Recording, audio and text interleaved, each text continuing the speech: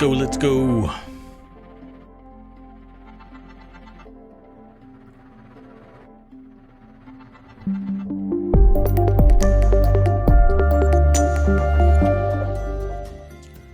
Hello, I am Mayor Watt. That is ohmTown.com. This is the ohmTown Daily News Show, but I think no, it's correct. It's Saturday, October 15th, 2022. I've already selected a bunch of articles just in case you're stumbling into my stream for the first time. Hello. And I talk about the news. My aggregator, that thing right there, collects hundreds of articles every 24 hours, and I go over all of the news. Grab about 10 headlines. I actually submit them over to a thing called Showbot as well, so that you can vote on articles that you might find are interesting. So if you go !Showbot, you can actually go to ohmTown.showbot.tv and vote on the articles that I'm going to be throwing into chat, and you can say yay or nay, because I'll include those as I go through the news. If I find something that matches something that has been voted up enough, then I'll include it. You know, not necessarily everything popularity driven, but I am interested in all of these topics. That's why I aggregate them. The way that ohmTown works is it reaches out to about 200 sources, some smaller, some larger, all of it publicly accessible information, and I don't screen scrape it. I throw them into 6 main categories: create, news, education, entertainment, social, and technology. Mostly the tech side of things, because I'm really kind of a tech head. I mean, I love everything about technology. And I go out and I speak in the public and to commercial businesses about technology. And I try and get people to become more tech savvy and allow the workers that are enabling the workplace to actually exist, because you can't make a business unless you've got employees, and that's where the rubber hits the road, folks. But work-life balance means something to me, so I want technology to kind of pervade the work-life space and make it easier, so that instead of busting your humps 10 hours a day trying to make ends meet while the Ferrari from the CEO pulls up, and you are still, well, you're 5 minutes late, so you have to pee into a bottle. Well, I want technology to come and replace as much as possible so workers can focus on the things that require workers, right? Make life easier. Workers can get paid more doing less, but making more stuff for the business. As our efficiency has increased over the years, pay has not matched. Only the demand that we make more. But we're not making more in cash. We're not putting better food on the table. We're not getting bigger or better houses. We're not getting a better work-life balance. I think it's time for it to change. And I grew up in that space. And there is ample evidence now that people who go to business school and take over businesses, MBAs primarily, they don't make the business more effective, more capable. They actually suppress wages and concentrate wealth into the C-suite and stockholders. Some people can play that game, but most people can't. Most people are working. Not necessarily going to have a retirement fund either, the way that things keep looking. Inflation going up, cost of living going up, everything going up except for salary. Why do you think unions are forming so fast and furious? It's because there's no bargaining power, no capability to tell the suppliers of the jobs, hey, we are important, we matter. Let's fix this crap, right? Well, I don't talk about just that. I talk about the crossroads of business, technology, and society.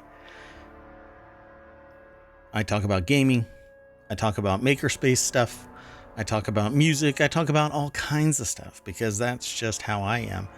And I think other people might like it too. So if you go over to ohmTown.com, you can become a citizen, follow the channels that you're interested in. I'm still working on stuff, so it's not as effective and efficient as I want it to be. But there's different channels. Each one of these channels I intend to bring to Twitch. So if you are interested in something, stick around, let me know, and vote on the news as it comes through. So let's get into today's news. Again, I already got 10 articles on deck ready to go. About 45 pages or so of news came in, and a page is about yay long there. So yeah, I use this site in my daily life. I feel like Legally Blonde there. I use legal jargon in my daily life. Yeah, I actually use this throughout the day. But here's the news. So the first article is over in the Daily News Show channel. That's this show. One of 50, like I said, that I want to bring to Twitch. And there's the first article. So it's actually going to get thrown over to Showbot by a bot called Nightbot. And then you can just type in, and you can actually do this too. I mean, if you want to, you can actually hit !S and then say something, yo, and that'll get thrown into that as well. I parse all of it. So does anybody else that types in Showbot or ohmTown.showbot.tv, and we can talk about whatever it is you throw in there. I'll delete the stuff that is, whatever, not appropriate, but, don't make it so that we can't have nice things. At any rate, the first article is in the Daily News Show. The GOP is a cultish, destructive, fascist organization, not a legitimate political party. I don't really like it where everything is thrown into that, but that is the nature of common dreams. And while the party might be, and to a degree, I agree, Tom Hartman here is saying the GOP has no unifying philosophy other than hate, fear, kowtowing to billionaires and the giant corporations. The people make up its governing class are similarly fractured. No, I think the GOP is fractured and nobody wants to walk away from money. So money, power, influence, it all is in the GOP, just like money, power, influence is in the Democratic Party. Nobody wants to walk away from either because there isn't as much anywhere else. So the ragtag team sticks together. Go along, or get along to go along. Well, this person goes into a long diatribe about how it's all kind of taken over, and I agree, it has taken over. But nothing's going to change that dynamic until somebody with a more level head either has the authority, capability to kick out people that are wingnuts and taking over through vitriol and anger and hate and whatever else. Let's not get into the racism and the nepotism and the theocratic fascism and plutocracy elements of it, and so on and so forth. We can just kind of say, yeah, it's broken. And the phrase is a few bad apples, right? People just leave it there. Yeah, it's only a few bad apples. The whole saying is a few bad apples spoil the bunch, and the bunch is spoiled. And while somebody might try and paint a pretty picture, there's always a joke whenever I see Mitch McConnell, but I'll filter it out. If the rest of the apples don't fix the problem, they too will spoil. So it's time for the GOP to clean up its act. But it can't, because it's powered by sociopaths. It's powered by people who don't care about anybody else except for their very focused silo of drum beaters for their own purpose. Not everybody, not the plurality of people. They don't want openness and equity and inclusion. They want theirs and screw everybody else, including the people that are within the party. If you aren't 100% on board, then you're an enemy. Let's move on to the next article. The next article is in the Stock Marketeers channel. Bernanke's Nobel Prize is harmful because it rewards faulty thinking on how banks actually work. I had read similar to this on another site. It's usually how it works. I stumble across this as I'm doing other things, and then I stumble across this when I'm getting ready for the show. Central bankers, including former Federal Reserve Chairman Ben Bernanke, ignored the buildup of leverage prior to the great financial crisis. This is relating to 2007, 2008. And that it's happening again. So this is what I highlighted, because I saw this article and I said, well, I want to draw attention to this. This is in reference to the great financial crisis, and that what is happening now is a run up to a similar great financial crisis. I don't think that's what's happening this time. I don't think that this is leverage. I don't think that this is risk. What is happening today is that there is a lot of money in the system, and the people that are providing the means to get raw materials, the producers and the means of getting to and from a location, oil and gas companies, they are raising, and artificial, my brain just went blank. There's other reasons which are about basically preventing a better supply chain from picking back up to pre-pandemic levels, and limiting the amount of production from these other locations. And we're going to get to an article where I'm calling it now. It makes zero sense for them to do this, but it's going to happen. And it's going to feed into a problem with their vehicles, but we'll get into that. But in this particular case, Ben Bernanke received the Nobel Prize, but it says here, central bankers, including former Federal Reserve Chairman Ben Bernanke, ignored the buildup of leverage prior to the great financial crisis. Well, again, I think that it is largely because you can look at it in the past. You can look back and say, well, they missed this, they missed that, they missed that. But where were you at the time? Who were you yelling at? Like, this is wrong. There's something wrong here. Or something's going on here, et cetera, et cetera. Everybody is talking about trailing indicators. The model of banking beloved of mainstream economists says that the banks channel savings from households to businesses. Households make deposits which they are able to withdraw on demand. Banks lend out a proportion of those deposits to productive enterprises for long-term investment. Banks are assumed to be purely passive intermediaries, and as a result are often omitted from economic models. Except what happened in 2007 and 2008 is a plurality of banks did very risky lending because they saw that they could fraction off the higher the risk tranches of mortgages, literally taking a mortgage and chopping it up into levels of risk and then selling it off. There was some dipshit that was actually rewarded for this policy, for this product. People raved about how positive this was. Well, it's stupid. It absolutely is stupid, but nobody was held accountable. The resolution to this was the federal government mandated that all of the banks were forced to take loans. That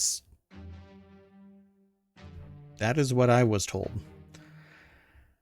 And that there were several banks that didn't need this. They didn't require the money, but they were all told you had to take it because if you didn't, it would perceive that the others are the weaker, and it would disrupt the market. And just look how fast some banks paid it all back.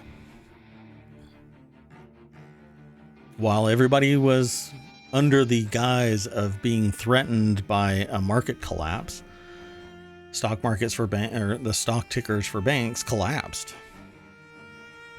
And I know of a couple that didn't need that money. Because if you look at their history and if you look at their documents holistically, they were fine.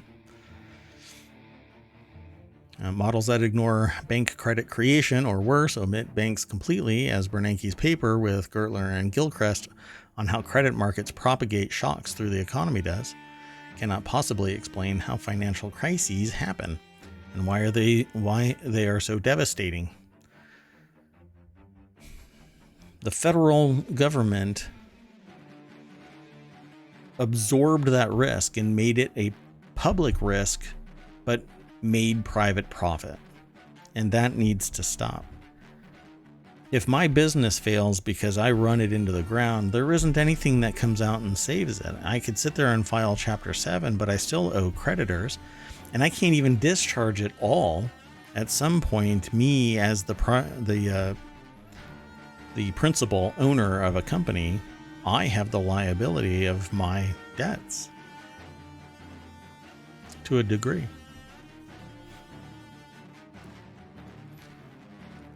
Well, during the great financial crisis, banks stopped lending. Bernanke, the chairman of the Federal Reserve at the time, knew a sudden stop in bank lending was a major contributor to the Great Depression. So worried about another depression, he decided he had to get banks lending again. The mainstream model of banking says that the more money banks have, the more loans they'll make.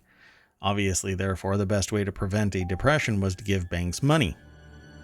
This was the original rationale for quantitative easing. It was supposed to make banks lend. Well, all it did was end up concentrating the wealth into the executive suite. Meanwhile, the workers lost their house. Let's move on.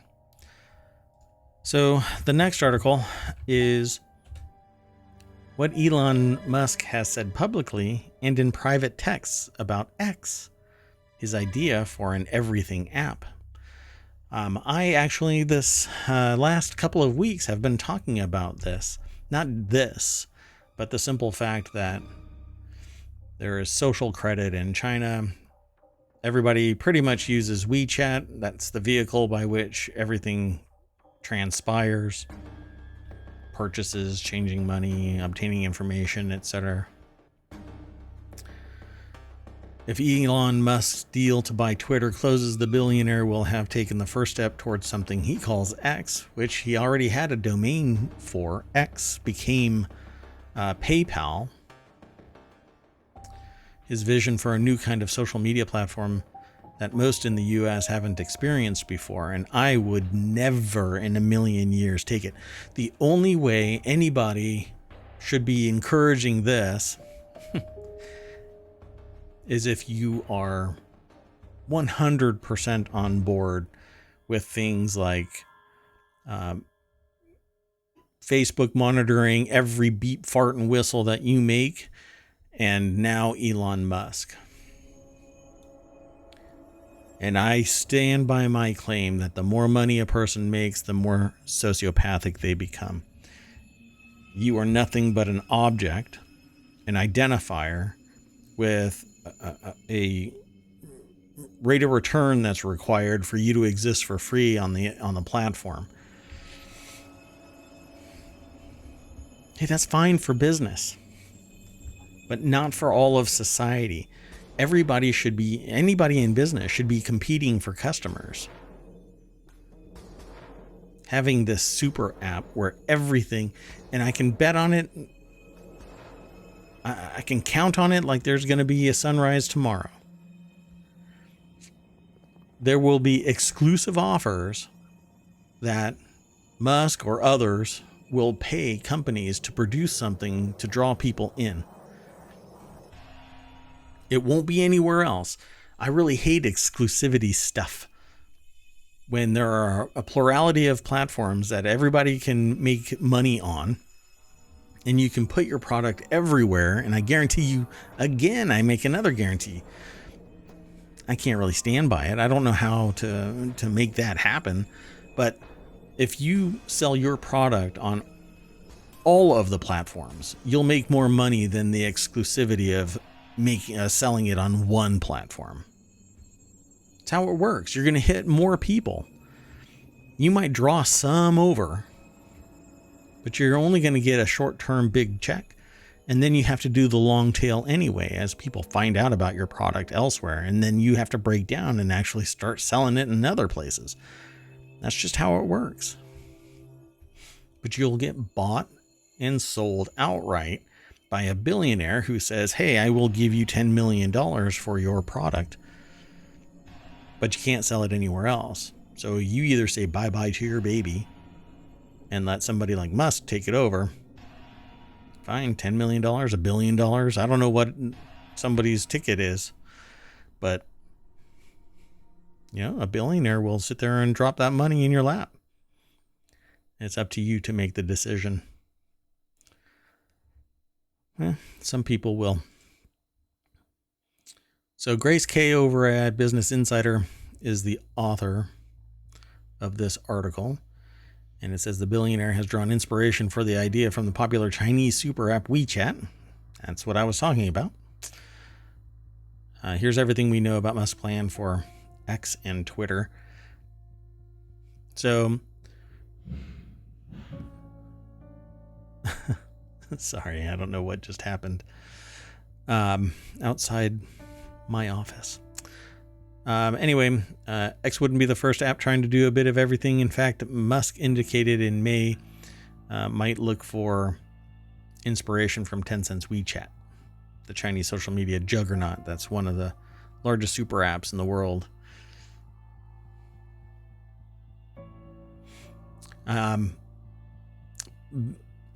Basically, I think whatever they say in this article, it amounts to he wants to end up using Twitter as the foundation of X, because there's a lot of communication that takes place.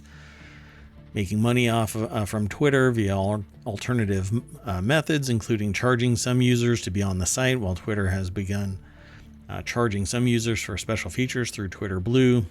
The Tesla CEO has been critical of it. In April, he said that users of the premium subscription should pay $3 per month and immediately get a verified account. All right. I'd pay $5 a month so that I don't have any ads and I'm verified, but it doesn't mean anything.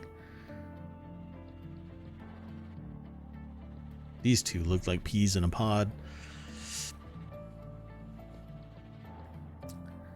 Anyway, what I think is going to happen is if he does end up buying Twitter, he's going to essentially make it private,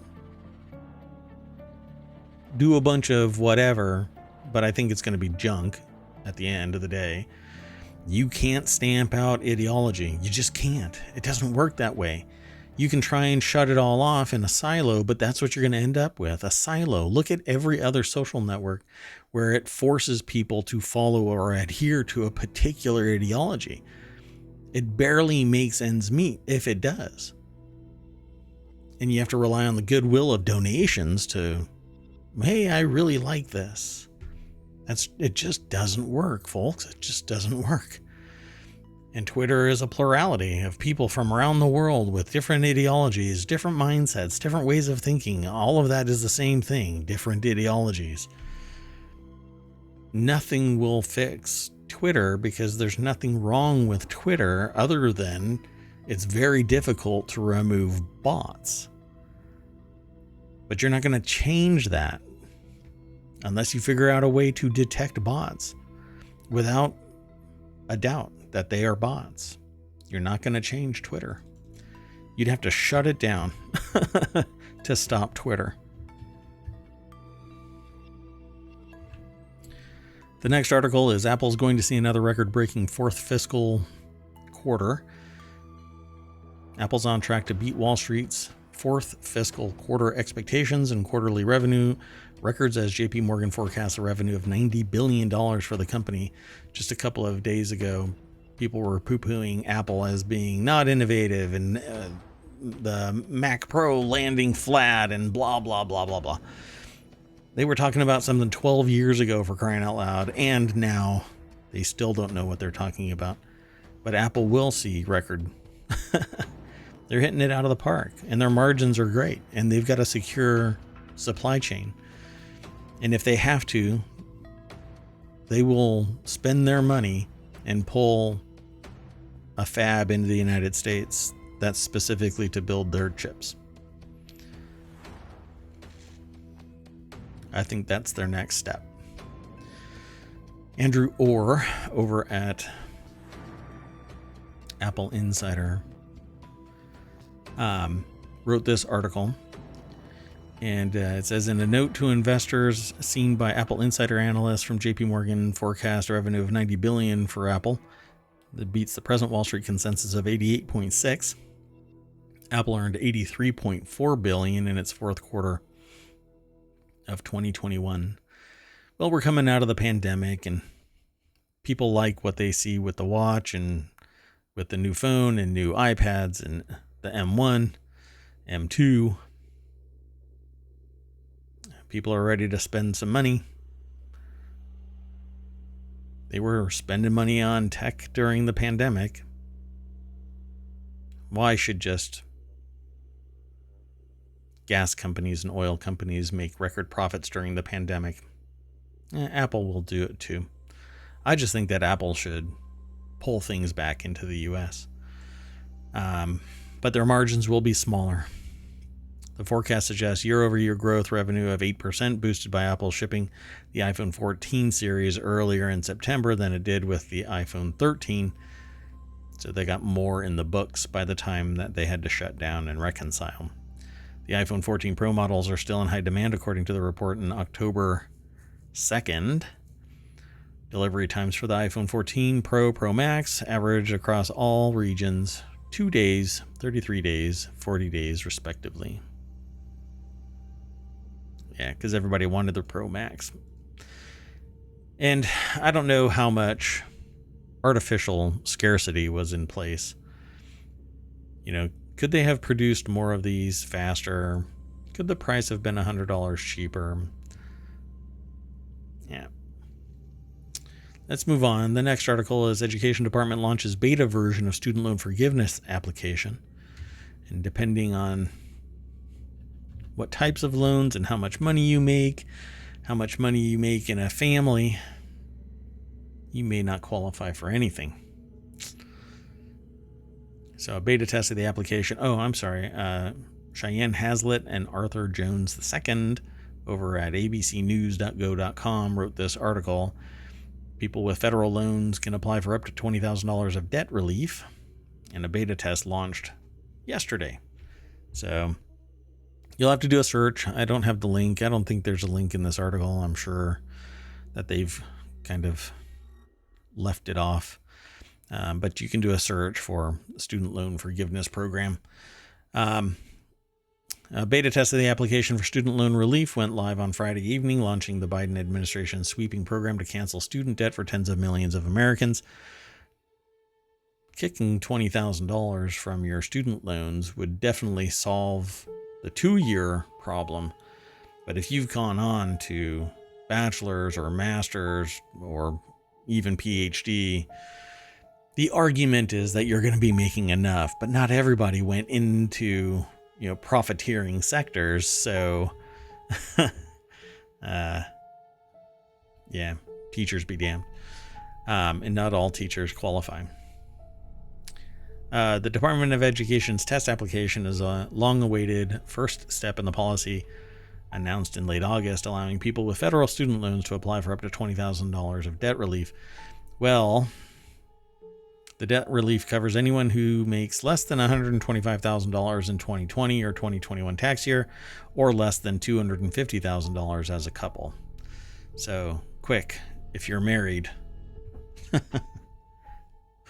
get divorced, marry somebody who doesn't make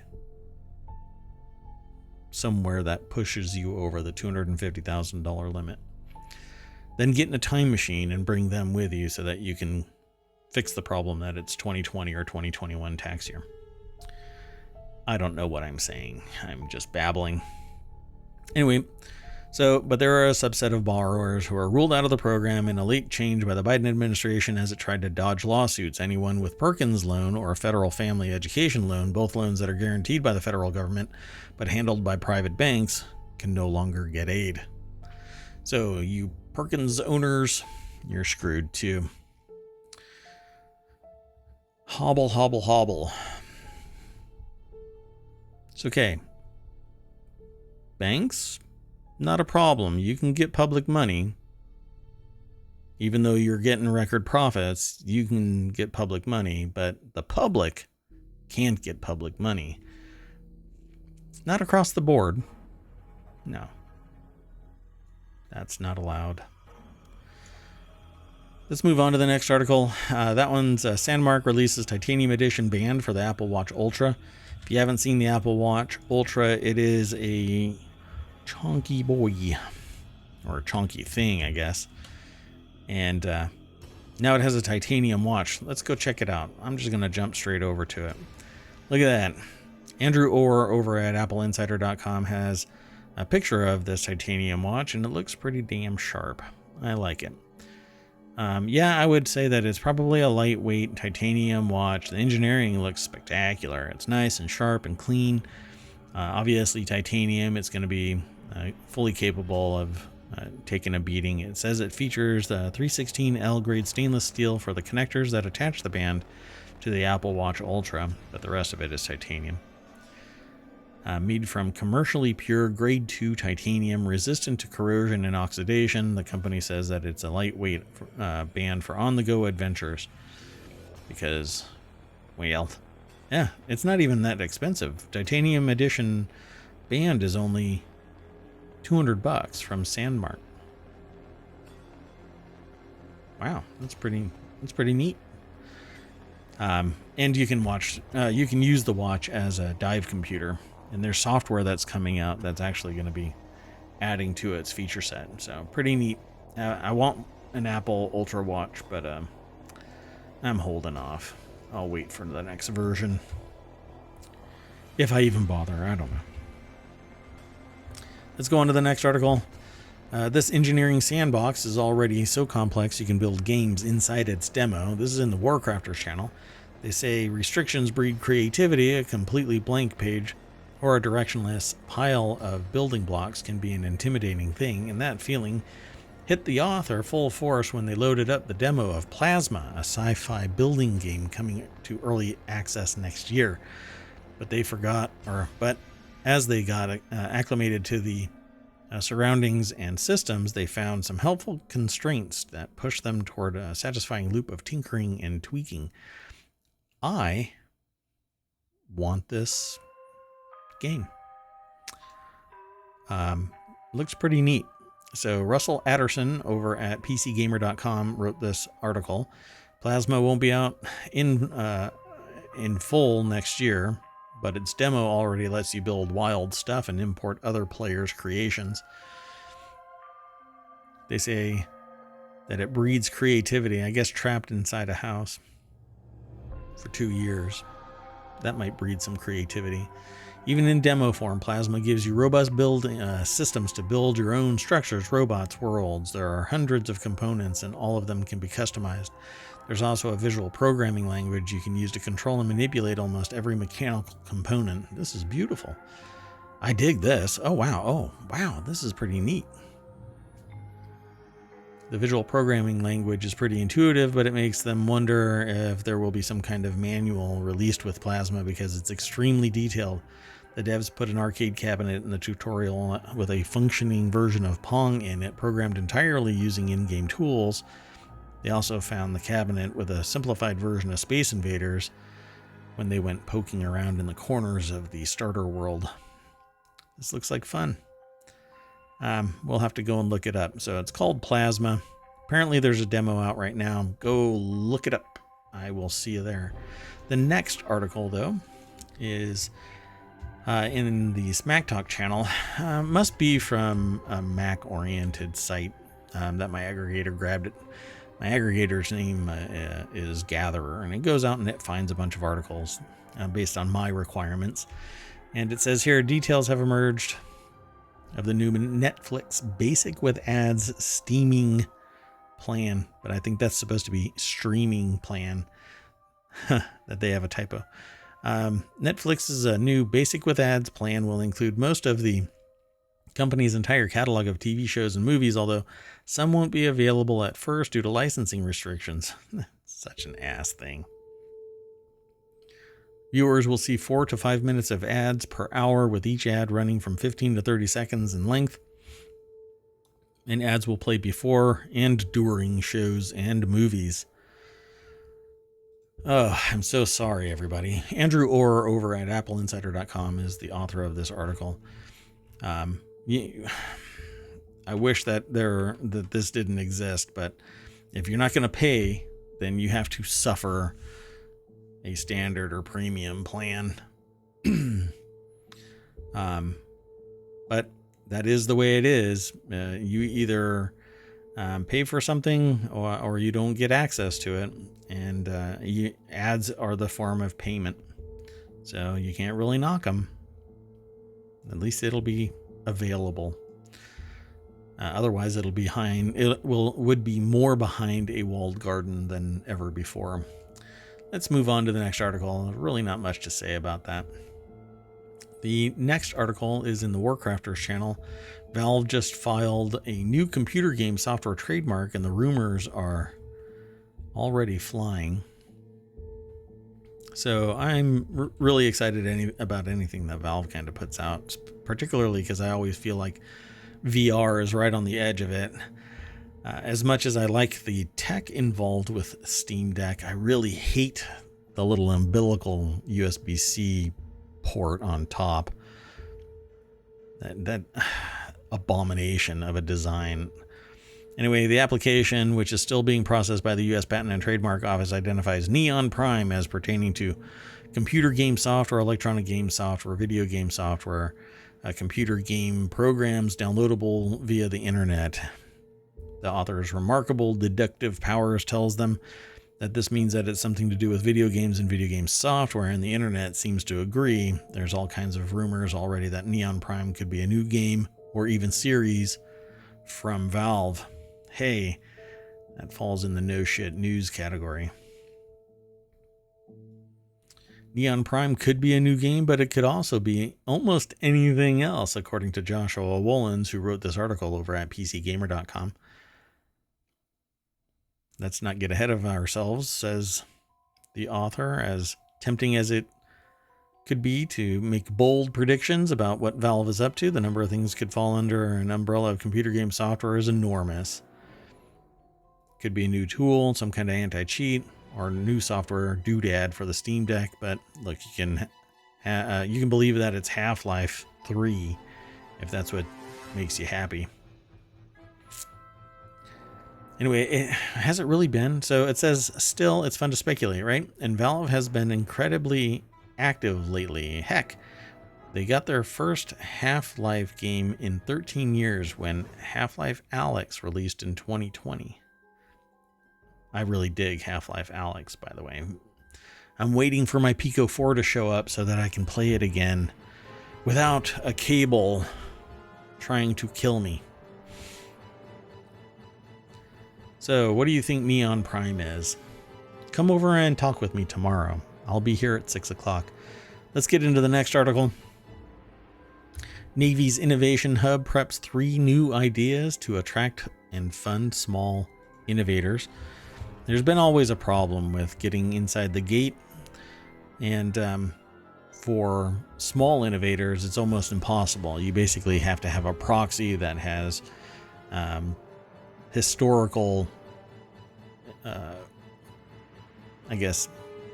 records with, it's called past performance. But anyway, every DoD component with a hand in tech development has one or several organizations dedicated to the proposition that many of the Pentagon's acquisition challenges could be overcome if only there were a more frictionless way to Pair small innovators with Uncle Sam's big pocketbook.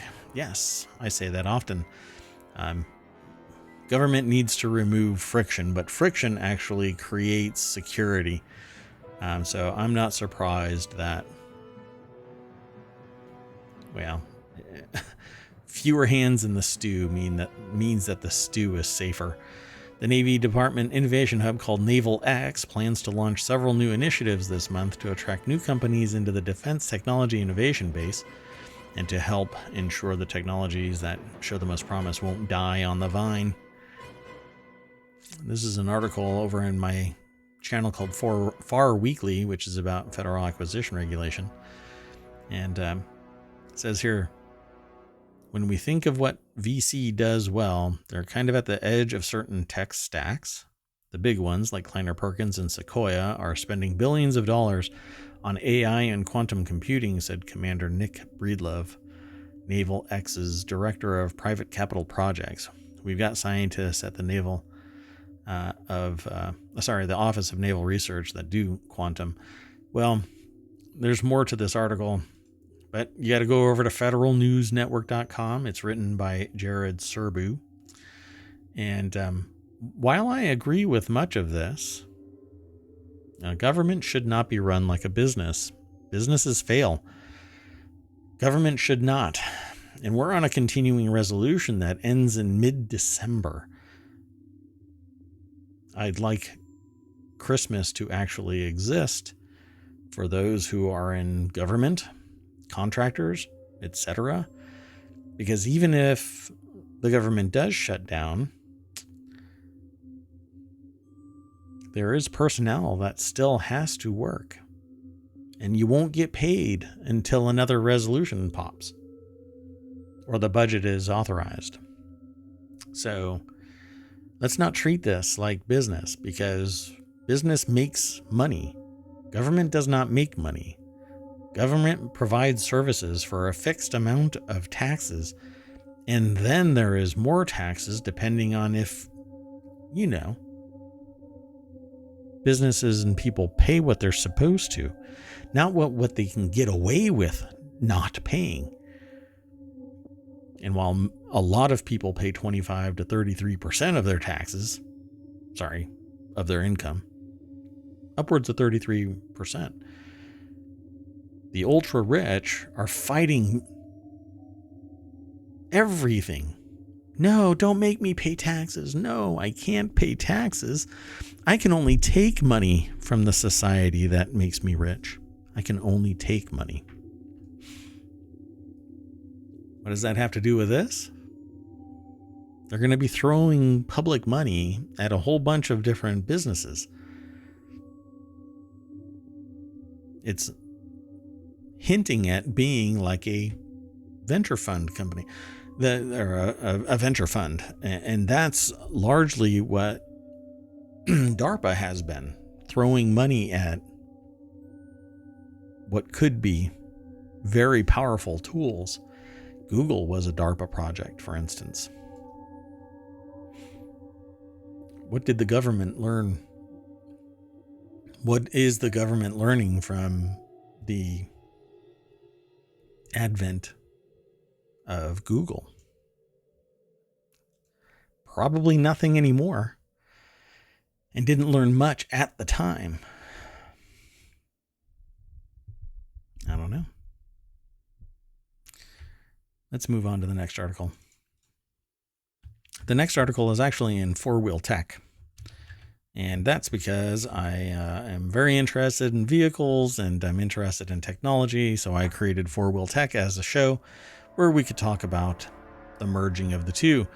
Last month, California finalized a rule that will ban the sale of new gas-powered cars starting in 2035. So moving pretty quick here. Obviously, that'll accelerate the adoption of electric vehicles and encourage other states to do the same. Oregon has already followed California's lead. I think there's others that are actually doing that too. I thought Washington State was, but and I thought that Virginia, or I don't know. Now I don't know. I'll have to look. I'm sorry. But anyway, but less obviously burning carbon spewing vehicles could help buttress the United States' ancient creaky electrical grids, Well, in Congress, that's what's going on. There's a lot of debate in committee about the fact that the power grid can't handle all of these new vehicles. Well, then fix the problem. There's a lot of money out there.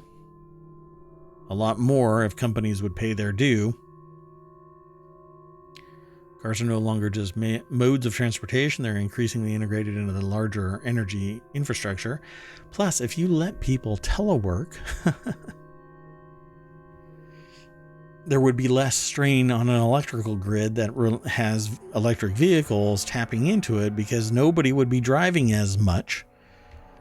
But all you Luddites that have to have people butt in chair demand that people drive 2 hours to sit in a cubicle that doesn't mean anything. They can sit at home, have the camera on, and chat with everybody else that is in the virtual room. For crying out loud, we do it all day long when we are off from work, after work, during work. Many of us actually work with people around the world. And this camera is always powering it. So why is there a big problem with not letting people telework? I can't monitor them. You know what monitors them? Work product. They have duties to perform. Let them do the duties. If they do the duties in 4 hours, then they're done, right? You pay a person X amount of time, not for working 40 hours, but for work product. If I have to do more because I have more time off, you're going to have to pay me more, because it's insane that I have to work 40 hours being ultra efficient and capable and productive for the company, but I don't reap any of the rewards. I should just be happy that I've got a damn job. If your EV is still sitting in your garage fully charged and you lose power, the big battery offers an opportunity to keep the lights on. And when there's a sudden spike in demand for the grid, because everybody is turning on their AC in a heat wave, your car could actually feed back into the grid. Same thing with solar panels. But you know what? States like to tax that kind of stuff. They're paying into the grid. You should be getting paid, because you're shelling out $60,000 for solar panels on your roof. You should be accommodated. Arian Marshall and Matt Simon from Wired.com wrote this article. It's actually an older article, so I'm going to have to look at what's going on with Gatherer and kind of poke it. That's okay. Now California utilities are beginning to experiment with small-scale V2G. This summer, San Diego Gas and Electric launched a 5-year pilot program with the V2G technology company, I guess Nuve, with a local school district to hook up 8 school buses. The benefit is both the jumbo size of these batteries and how they're used. Buses pick up and drop off kids on a reliable schedule so they can sit idle and send energy back into the grid at predictable times. Yeah, I see no problem with it. We'll figure it out, but we need a robust grid. Let's not move forward because our grid can't support it. Yet we are evolving past using oil and gas. But because the grid can't handle a bunch of cars plugging in, suddenly we should just regress. Just stop all innovation. No, I think everybody should pay taxes so that we can support evolution of society. Let's move on to the next article. This next article is in the Warcrafters channel, although it probably should be in the Reality Hacker channel, which is about VR. A while ago, the author spotted someone working on real-time AI image generation in VR, and they had to bring it to your attention because, frankly, they can't express how majestic it is to watch AI modulated AR shifting the world before us into glorious emergent dreamscapes. Let's just go straight over to this article. Stable Diffusion VR is a startling vision of the future of gaming, according to Katie Wickens, a glimpse into real-time, immersive, latent space. So I was watching another video about VR, I think it was today, wherein the person that was wearing it had the ability to slice out of the VR world and opening into the real world so that they could interact with the real object. And that immediately made me say, why isn't there an optic that's looking at things, identifying the thing, and pulling it into the VR space with the same scale and distance, field of view, etc., that would be in the VR world? Simply calculate what it is, do image detection, and say, well, that's an apple, so let's make a virtual apple. And you could literally reach out and grab it in VR space, but it would exist in the real world. Same thing with the tables that it detects, but obviously it's something that you can decide as the owner of the VR tool and software if you want it to include real world objects.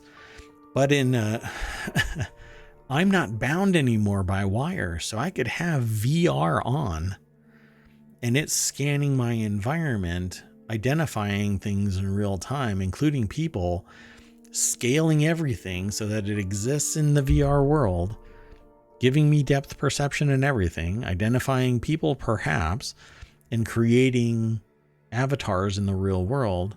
And from there, I can interact in VR space and reality. So it would be like mixed reality, but it would be truly VR without strings. What they brought to him was an amalgamation of Stable Diffusion VR and Touch Designer app building engine, the results of which he refers to, and he's Scotty Fox TTV. He refers to as real-time immersive latent space. That might sound like some hippie nonsense to some, but latent space is a concept fascinating the world right now. Basically space. There's certain things about it, calming and whatnot. Or thought-provoking. I think there's a bunch of other things that refer to what latent space is. While it's an interesting concept, so it says at a base level, it's a phrase that in this context describes the swelling potential that artificial intelligence brings to augmented reality as it pulls ideas together from the vastness of the unknown. While it's an interesting concept, it's one for a future or a feature at a later date. Right now, the author is interested in how Stable Diffusion VR manages to work so well in real time without turning any consumer GPU, even the RTX 4090, into a smoldering puddle. It doesn't take much to do image detection.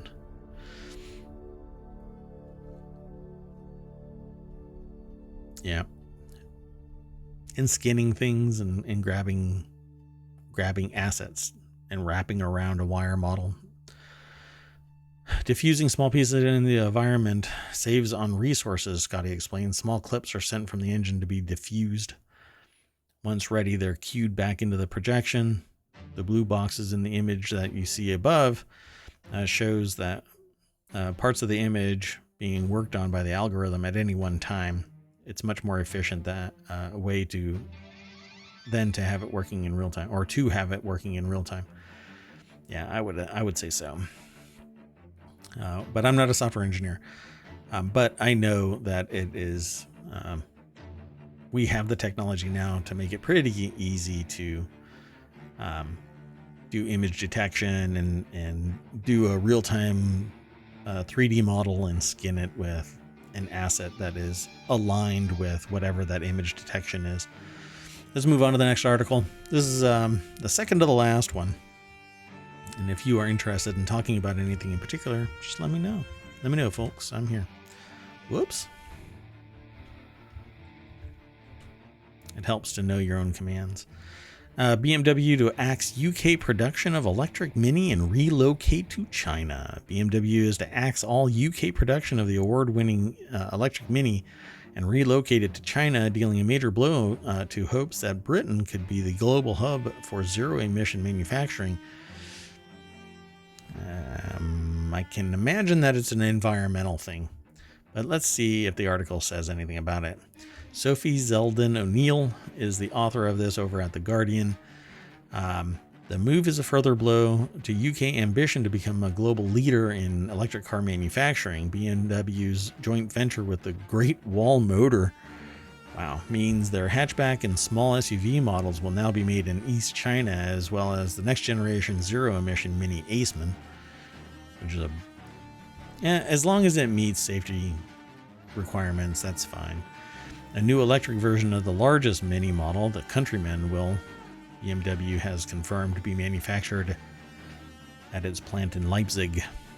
The announcement follows confirmation by Mini boss Stephanie Wurst last week that a convertible model will join the all-new Mini Cooper range, due to launch in 2024, and that'll be coming home in 2025 with production in the UK at the Mini Oxford factory. So it comes after reports that Britain's only planned large-scale battery factory, being built in by British Volt in the northeast of England, will go bust if it does not receive a $200 million rescue package.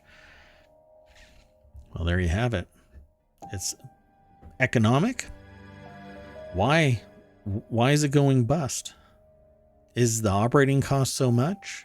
Why are the operating costs so much? Is it because of oversight and environmental impact? Well, then we are preying on the environment of some other country, and it's going to come back and bite us in the ass. So why is it so expensive to run British Volt, but it's okay to do it in China? Tell me. Somebody contact me. Somebody tell me why British Volt can't run in the UK, but you can go and use China. Okay, well, this is the last article, and I'll move on from here. We'll be done for the day. Would you play in a first-person shooter, an FPS, with a controller if aim assist helped you win more? It says more and more devs have had to balance shooters, with some players use game pads and others rock a mouse and keyboard, and the latter's dominance in FPSs used to be unquestioned, with some PS4 players apparently turning to absurdities like the Hori Tactical Assault Commander for that MNK edge. Now, though, Overwatch's controller aim assist is so good that they disabled it in PC crossplay, while some players in Destiny and Apex proactively make the switch for a competitive advantage. So let's just go straight over to this article. Ted Litchfield is the author. PCGamer.com is the source. No more clicking on heads. Now everyone is goated on the sticks. All right. So, would you play an FPS with a controller if aim assist helped you win more? For me, I'm not the competitive one for this. I like base builder survival stuff. But I'll play, an FPS occasionally. Most of the time online, people are really trolly. Every once in a while, you find one that's pretty chill about things. So the editor says that they're not a competitive person. There's a bunch of people from PC Gamer, and the forums actually are linked here too. You'll want to go and check out the forums one, but Jody McGregor says that they'd like to win. Andy Chalk said that they would take their PC outside, stack up the components into a nice pile, pour lighter fluid on it, and set it on fire before they played an FPS with a controller. Yeah, I don't like controllers. Phil Savage, UK editor-in-chief, said that they wouldn't, but not because of any grand, noble gesture. The simple fact is that decades of playing FPSs on mouse and keyboard means that they don't have the muscle memory to easily switch to a controller. So, but the question is, would you play an FPS with a controller if aim assist helped you win more? So I guess that with a controller part is the main trigger here. Yeah. I mean, most PC players just don't play console, and the console is where that whole controller thing exists. So I dig aim assist, but that's me talking, Mayor Watt talking. I dig aim assist because I want to have fun, and if I get close, then that's fine. Horseshoes and hand grenades, that's kind of my motto, at least in games. I'm not here to be alpha, and if you want to do esports, then you have to get the right equipment. You have to know the game forward and backward, know the maps forward and backward, have a high refresh rate screen that doesn't have any motion blur. You have to have the cutting edge technology, latest generation processor, latest generation GPU, SSD, fast internet, just so many things play into it. You have to see things and be situationally aware better than the other person. Aim assist won't do much for you in competition if others have aim assist as well. Pretty much it actually kind of exposes the skill set of the player even more so, because I think when you get really competitive, I think aim assist probably ends up slowing you down, as the assist is detecting where to fire, when to fire, whereas somebody that's really good at esports can just aim, fire, and go and get that snap reaction going. I'm not talking about aimbots in terms of the hacks that show and detect where people are behind obstacles. Aim assist is a little bit different. So I don't know. I dig aim assist, but I'm not trying to be a number one, obviously. Anyway, that's it for today. Again, I am Mayor Watt. This is the ohmTown Daily News Show every day, 6 p.m. Eastern, right here on Twitch. And then it gets spun over to YouTube and to the podcast. You can get everything everywhere. Just look around and I'm there. Do a search for ohmTown and I think you'll find me. Thanks very much. Let me go back to the front page. And there you have it. I'll see you tomorrow. Thanks. Bye-bye.